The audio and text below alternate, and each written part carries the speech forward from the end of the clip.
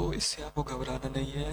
मैं इन सभी वर्ड्स की आपको कंप्लीट एनालिसिस करके बताऊंगा और जितने भी फाइनेंशियल टर्म से आपको दिक्कत होती होगी उन सभी को बहुत अच्छे से एक्सप्लेन करूंगा, बेसिस पॉइंट्स वगैरह को। तो दोस्तों चलिए शुरू करते हैं।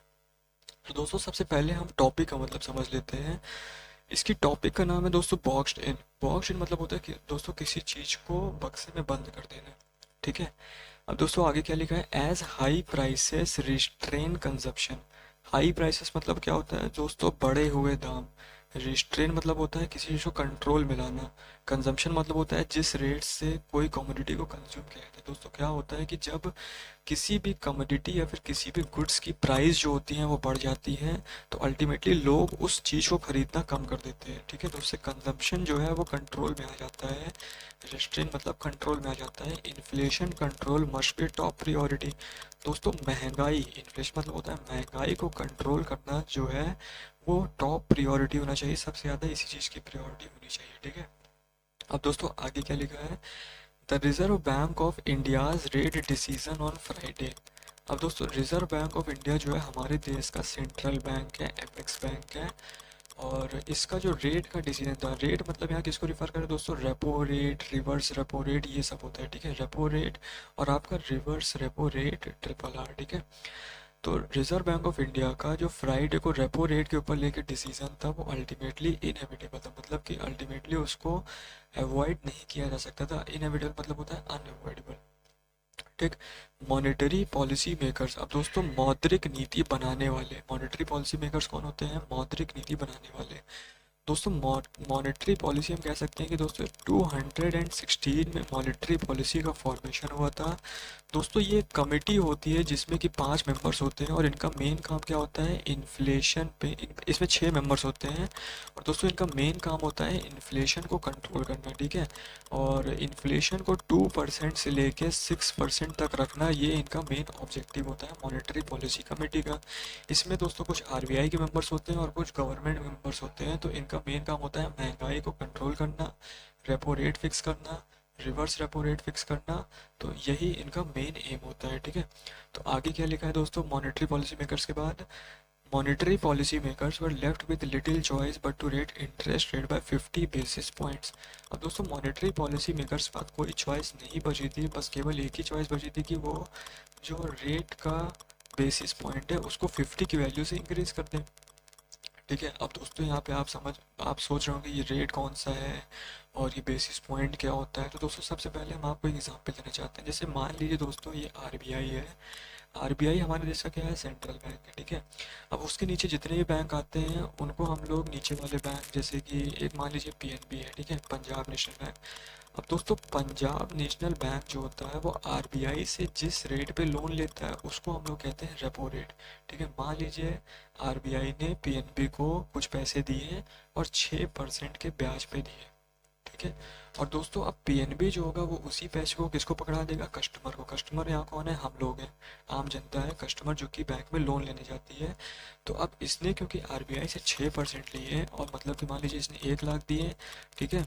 तो इसको 1,06,000 इसको वापस करना होगा आरबीआई को। तो अब दोस्तों पीएनबी क्या करेगा कि यही 1 लाख जो है ये कस्टमर को पकड़ा देगा और दे देगा 8% के रेट पे। मतलब यहाँ से उसको 1,08,000 वापस मिलेगा और उसने वापस कर दिया 1,06,000, मतलब कि उसको डायरेक्टली 2,000 रुपये का फ़ायदा हो रहा है। तो इस तरीके से पीएनबी की कमाई होती है। ठीक। अब दोस्तों यहाँ पे होता क्या है कि जब आरबीआई मॉनेटरी पॉलिसी कमेटी जो होती है रेपो रेट को बढ़ा देती है। रेपो रेट को कैसे बढ़ाती है दोस्तों, मान लीजिए 6% को इसने कर दिया 8%। अब पीएनबी को reverse reserve bank of India से 8% पे लोन मिल रहा है। ठीक है। तो जो अल्टीमेटली कस्टमर पे इसका इफेक्ट देखने को मिलेगा, क्या होगा कि कस्टमर को पीएनबी जो होगा अब वो 10% पे लोन पे देगा, क्योंकि इसको अल्टीमेटली प्रॉफिट भी तो कमाना है ना, 2% ही प्रॉफिट भी तो कमाएगा। तो कस्टमर को ये 10% के रेट पे जब लोन देगा तो अब कस्टमर जो होगा वो देखेगा भैया लोन जो है वो महंगा होता जा रहा है, ब्याज हमसे ज़्यादा ले रहा है। तो कम नंबर ऑफ कस्टमर्स जो होंगे वो लोन लेंगे, बहुत ज़्यादा जिनको नीड होगी केवल वही लोन लेंगे। अब दोस्तों नंबर ऑफ कस्टमर्स अगर लोन कम लेंगे तो क्या होगा दोस्तों, मार्केट में पैसे की कमी आ जाएगी। मार्केट में कैश फ्लो कम हो जाएगा, लिक्विडिटी कम हो जाएगी। लिक्विडिटी जब कम हो जाएगी दोस्तों क्या होगा, डिमांड जो होगी वो कमोडिटी की कम हो जाएगी। और जब डिमांड कम हो जाएगी तो दोस्तों अल्टीमेटली क्या होगा, सभी चीज़ें की वैल्यू जो है, सब चीज़ें का प्राइस जो है वो कम होता जाएगा। मतलब अल्टीमेटली हुआ क्या कि देखिए शुरू से क्या हो रहा है, रेपो रेट के कम करने से अल्टीमेटली क्या हो रहा है, महंगाई कंट्रोल में आ रही है, ठीक है। रेपो रेट के बढ़ाने से क्या हो रहा है, महंगाई कंट्रोल में आ रही है, सॉरी हमने कम बोल दिया था। तो रेपो रेट के बढ़ाने से क्या हो रहा है, महंगाई जो है वो कंट्रोल में आ रही है। तो इस तरह रेपो रेट और इन्फ्लेशन को आपस में लिंक करके देखा जाता है दोस्तों, ठीक है। तो अब हम इसके आगे चलते हैं, क्या लिखा है दोस्तों, इसके आगे लिखा है एज अबाउट। दोस्तों अभी रिसेंटली क्या हुआ है कि पिछले फ्राइडे को रिजर्व बैंक ऑफ इंडिया ने रेपो रेट को 50 बेसिस पॉइंट्स इंक्रीज कर दिया। 50 बेसिस पॉइंट पहले होता क्या है दोस्तों, सबसे पहले जो अपना रेपो रेट अभी चल रहा था वो कितना चल रहा था, 4.4% चल रहा था। मतलब इस रेट पे आरबीआई जो था वो छोटे बैंक्स को लोन दे देता। अब दोस्तों हो क्या गया है कि रिजर्व बैंक ऑफ इंडिया ने इस रेट को 50 बेसिस पॉइंट से बढ़ा दिया। 50 बेसिस पॉइंट मतलब होता है दोस्तों 0.5% से बढ़ा दिया। मतलब कि इस समय ये दोस्तों 5.4 चल रहा था, सॉरी ये 5.4 चल रहा था। तो इस समय क्या हो गया दोस्तों, अपना रेपो रेट जो है वो 5.9% हो गया है, ठीक है। तो एज अ बाउट, बाउट मतलब होता है एज, मतलब किसी चीज़ के अपोज में, as a bout of extreme volatility in the international financial market combines with the persistently high domestic retail inflation। दोस्तों क्योंकि इंटरनेशनली सभी जगह महंगाई बहुत तेज़ी से बढ़ रही है, फाइनेंशियल मार्केट से बहुत ज़्यादा वॉलेटिलिटी देखने को मिल रही है, और डोमेस्टिकली भी बहुत ज़्यादा जो कमोडिटीज़ हैं उनकी प्राइस बढ़ती जा रही है, ठीक है। तो थ्रीटेन मैक्रो इकोनॉमिक स्टेबिलिटी, इससे क्या हो रहा है दोस्तों, हमारी जो आर्थिक स्थिरता है, स्टेबिलिटी मतलब स्थिरता है, वो इफेक्ट हो रही है ग्लोबली एंड इन इंडिया। और ये पूरे ग्लोबली में भी हो रही है और इंडिया में भी इफेक्ट हो रही है, ठीक।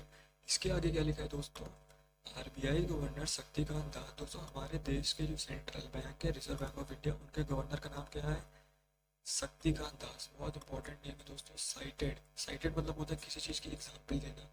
The aggressive monetary policy action. दोस्तों शक्तिकांत दास ने बोला कि जो हमने ये एग्रेसिव मॉनेटरी पॉलिसी एक्शंस लिए हैं and even more aggressive communication from advance economic central banks. और दोस्तों उन्होंने ये भी बोला कि हमने तो एग्रेसिव इकोनॉमिक रिफॉर्म कुछ लिए, हमने कुछ कम हद तक रेपो रेट को इंक्रीज किया है, लेकिन अगर आप दूसरे सेंट्रल बैंक्स को देखें, जैसे मान लीजिए अभी दोस्तों हुआ क्या था कि USA, United states of America का जो सेंट्रल बैंक होता है उसको हम लोग फेड कहते हैं, फेडरल रिजर्व, उसने क्या किया था 75 बेसिस पॉइंट इंक्रीज कर दी थी अचानक, डायरेक्टली उसने 75 बेसिस पॉइंट इंक्रीज कर दी। तो वहीं शक्तिकांत दास कह रहे हैं कि जो एग्रेसिव मॉनेटरी पॉलिसी एक्शंस आपको देखने को मिल रहा है और even more aggressive economic progressive communication जो कि एडवांस इकोनॉमी से देखने को मिल रहा है, ये दोस्तों हमारे पूरे विश्व के लिए एक शॉक के तरीके हैं। Following the pandemic and Russia's invasion of Ukraine, एक शॉक तो पहले ही लग चुका था जब रशिया ने यूक्रेन पे इन्वेजन किया था। दूसरा शॉक ये है कि लगातार जो है वो बैंक जो है वो अपने बेसिस पॉइंट को इंक्रीज करते जा रहे हैं, रेपो रेट इंक्रीज करते जा रहे हैं। तो होगा क्या कि दोस्तों अचानक से सब महंगाई को कंट्रोल करने के लिए सब कर रहे हैं। और वर्ल्ड बैंक ने दोस्तों, अगर आपको पता नहीं होगा तो वर्ल्ड बैंक ने एक अनुमान लगाया कि 2023 में 2023 में पूरे विश्व में मंदी देखने को मिलेगी, ठीक है। क्योंकि इसी वजह से दोस्तों सभी सेंट्रल बैंक, यूएसए हो गया, इंडिया हो गया, पाकिस्तान हो गया, जापान हो गया, सभी लोग अपने बेसिस पॉइंट्स जो है वो इंक्रीज करने को सोच रहे हैं, ठीक है। दोस्तों है क्या आगे, emerging market economies in particular are confronted with challenges of slowing global growth. दोस्तों जो इमर्जिंग मार्केट, जो डेवलपिंग मार्केट हम कह सकते हैं कि उसमें ग्लोबल ग्रोथ जो है बहुत स्लो देखने को मिल रही है। एलिवेटेड फूड एनर्जी प्राइसेस, खाने पीने के सामान के प्राइसेस बहुत बढ़ गई, एनर्जी प्राइसेस बहुत बढ़ गई। Spill over from advance economic policy normalisation, spill over मतलब हमको देखने को मिल रहा है कि पॉलिसी को नॉर्मलाइज करने के लिए रेपो रेट्स को इधर उधर किया जा रहा है। स्पिल ओवर मतलब कोई चीज़ बहुत ज़्यादा एक्सेस में हो जाती है तो उसके स्पिल ओवर कहते हैं। शार्प करेंसी डिप्रिशिएशन को देखने को मिला दोस्तों, करेंसी जो है वो बहुत शार्पली डिप्रिशिएट कर रही है। क्या ये रुपये को कह लें, क्या रूबल कह लें, क्या ये कह लें, कोई भी करेंसी आप उठा के देख लें उसको बहुत तेज़ी से डिप्रिशिएट कर रही है। रुपये जो है वो हम कह सकते हैं कि जब हम न्यूज़ सुनते हैं आज रुपये डॉलर के मुकाबले इतनी कमजोर हो गया, ठीक है। मतलब रोज़ हम देखने को मिल रहा है कि रुपये जो है वो डिप्रिशिएट कर रही है, ठीक। उसके आगे कैसे मिला दोस्तों, mister Das explained elaborating on the external challenges confronting emerging economies including India। अब यही चीज़ दोस्तों, यही सब मिस्टर दास ने एक्सप्लेन किया है, क्योंकि यहाँ पे कॉमन लगा था। Mister Das explain elaborating on the external challenges confronting emerging, मतलब जो यही